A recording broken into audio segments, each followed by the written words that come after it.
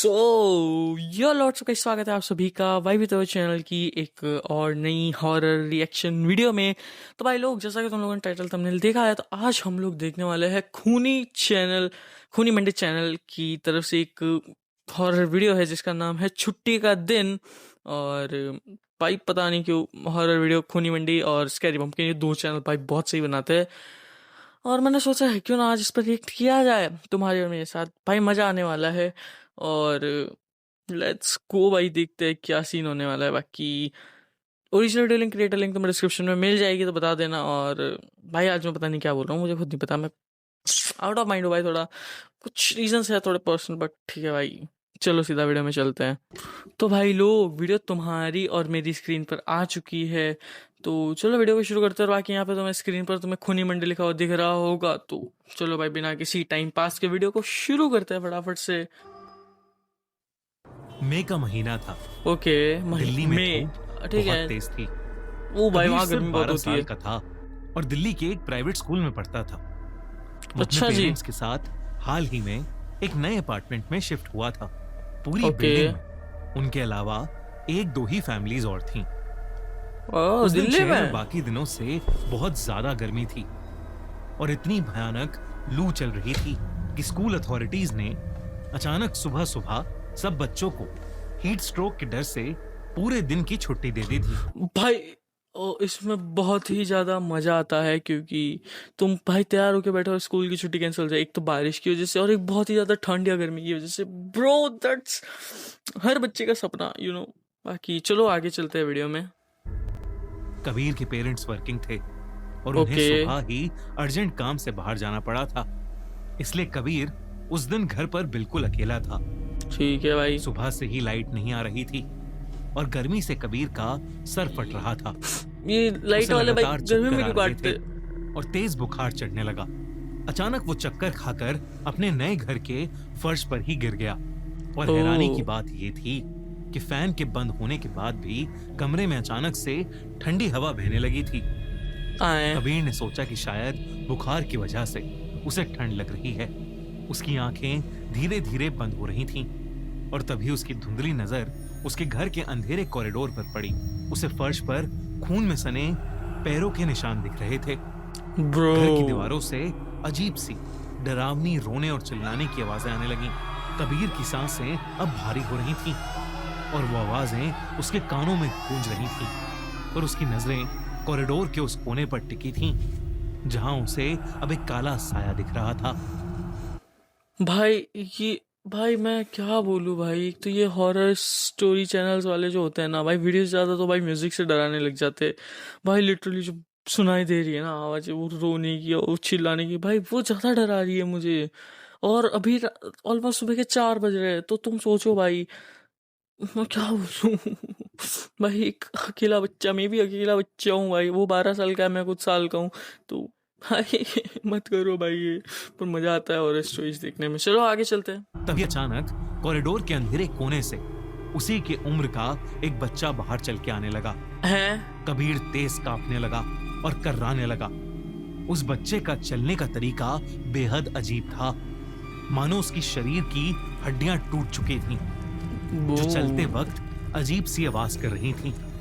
उसके पैर जमीन पर पूरी तरह नहीं टिक रहे थे। हर बढ़ते कदम के साथ वो बच्चा गुर्रा रहा था। जैसे ही वो बच्चा लिविंग रूम की रोशनी में आया, कबीर की रूह कांप गई। वो बच्चा कोई आम इंसान नहीं था। उसका चेहरा नीला पड़ चुका था, मानो उसका खून जम गया हो, और उसकी आंखें बाहर की तरफ आ गई थीं। उसका पूरा शरीर सड़ चुका था और उसके गले के पास भयानक नीले और काले निशान थे। वो बच्चा कबीर के पास आया और उसने अपना बर्फ से भी ज्यादा ठंडा हाथ कबीर के माथे पर रख दिया। जैसे ही उसके बर्फीले हाथ कबीर के गर्म माथे पर लगे, कबीर का दिमाग मानो सुन्न हो गया हो और उसकी आंखें बंद पड़ गईं। कुछ देर बाद घर का दरवाजा खुला और कबीर के पेरेंट्स थके हारे अपने काम से वापस लौटे। उन्हें घर में घुसते ही एक बहुत ही गंदी महक आई, मानो घर में कोई मरा हुआ जानवर सड़ रहा हो। घर अंदर से बर्फीला था, इतना ठंडा। भाई बहुत हॉरर लग रही है स्टोरी। और छुट्टी के दिन भाई की छुट्टियां निकल गई मुझे लगता है। बट ब्रो मुझे गूज़बम्स आ रहे हैं यहाँ बैठे बैठे, और पेट में अजीब सा लग रहा है क्योंकि मैंने रात को पकौड़े खाए। छोड़ो। कि उनके मुंह से हल्की हल्की भाप निकलने लगी। ओह, घर की सारी लाइट्स बंद थीं। उन्होंने कबीर को आवाज लगाई, पर सामने से कोई जवाब नहीं आया। वो कबीर को ढूंढने लगे। तभी कबीर की मम्मी ने मोबाइल की फ्लैशलाइट ऑन की, और जैसे ही रोशनी लिविंग रूम के बीच में पड़ी, उनके मुंह से एक भयानक चीख निकली। कबीर लिविंग रूम के बीच में फर्श पर बैठा था। उसका मुंह झुका हुआ था, बाल बिखरे हुए। उसके बैठने का तरीका इंसानी नहीं था। उसके पैर और रीढ़ की हड्डी अजीब तरीके से मुड़ी हुई थी। अचानक उसने अपना चेहरा उठाया। उसकी आंखें फ्लैशलाइट की रोशनी में भी बिल्कुल काली दिख रही थीं, और चेहरा बिल्कुल नीला पड़ चुका था। वो अपने शरीर को अजीब तरीके से झटके दे रहा था, और उसके मुंह से किसी जानवर के भाई मैं झूठ नहीं बोल रहा हूँ, मुझे बहुत तगड़े वाले गूज़बम्स आ रहे हैं। देखो कुछ दिखेंगे कैमरा में।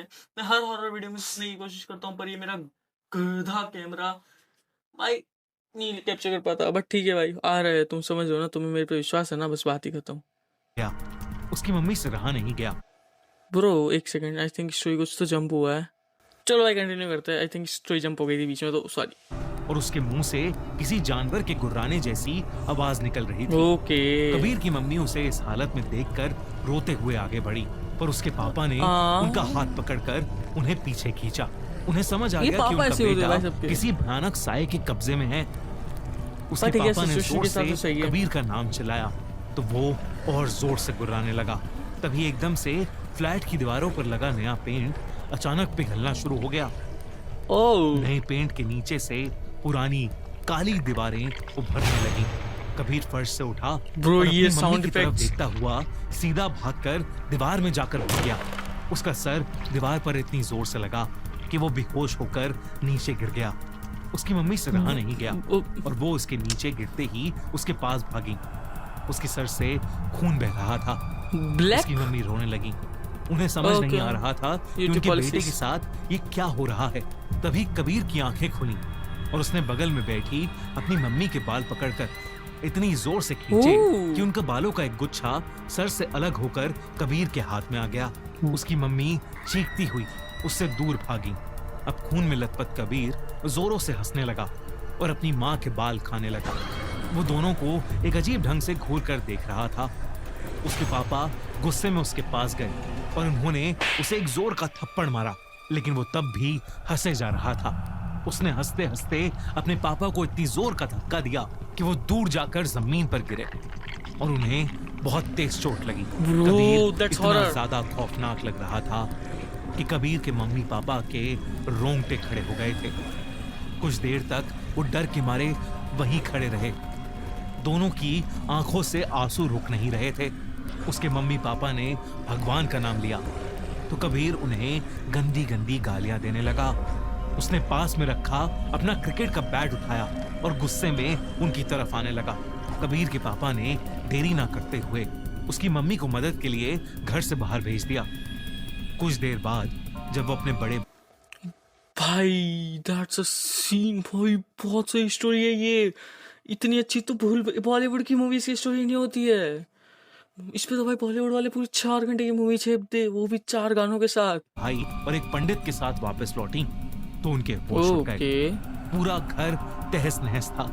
कबीर और उसके पापा दोनों बेहोश पड़े थे। अबे पंडित ने घर में कुछ मंत्र जपे और फिर कबीर की मम्मी से कहा कि वो कबीर और उसके पापा दोनों को जल्द से जल्द हॉस्पिटल ले जाएं।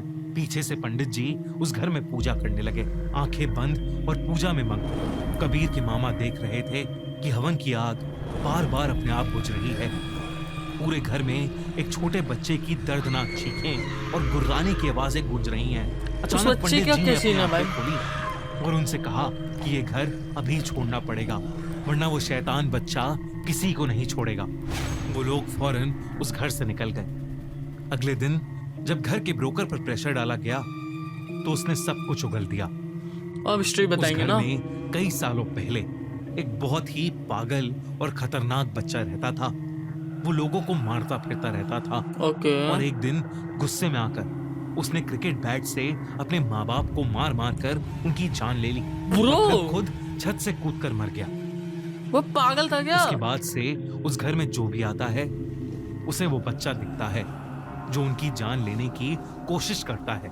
कोई इस जगह को खरीद नहीं रहा था, इसलिए बिल्डर ने पुरानी बिल्डिंग को तोड़कर ये नए अपार्टमेंट्स बनवाए और इसे सस्ते में मार्केट में निकाल दिया।